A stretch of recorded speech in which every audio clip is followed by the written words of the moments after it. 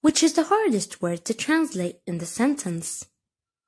No, it's easy to translate. Peprali doesn't have a direct analog in a lot of languages and cultures, but can be approximated.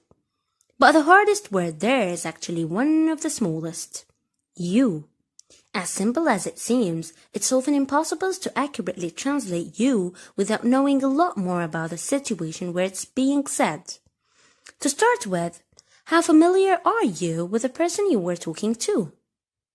Many cultures have different levels of formality.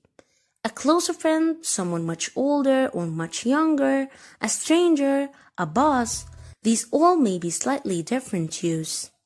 In many languages, the pronoun reflects these differences through what's known as the TV distinction.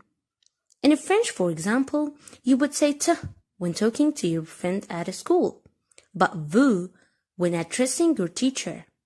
Even English once had something similar. Remember the old-timey thou?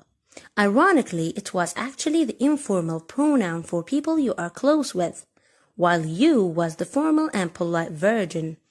That distinction was lost when the English decided to just be polite all the time, but the difficulty in translating you doesn't end there.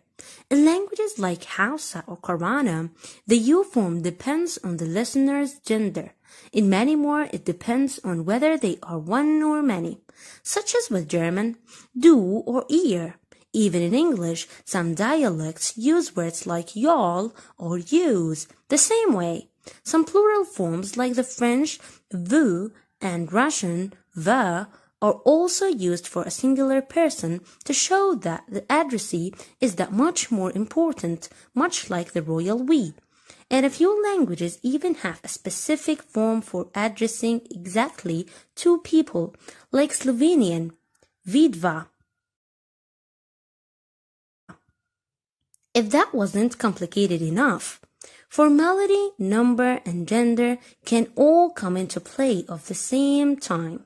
In Spanish, tú is unisex informal singular. Usted is unisex formal singular. Vosotros is masculine informal plural. Vosotras is feminine informal plural. And ustedes is the unisex formal plural. After all that, it may come as a relief that some languages often leave out the second person pronoun. In languages like Romanian and Portuguese, the pronoun can be chopped from sentences because it's clearly implied by the way the verbs are conjugated. And in languages like Korean, Thai, and the Chinese, pronouns can be chopped without any grammatical hints. Speakers often would rather have the listener guess the pronoun from context than use the wrong one and risk being seen as rude. So if you are ever working as a translator and come across this sentence without any context, you and you, no, not you, you, your job is to translate you for yourselves.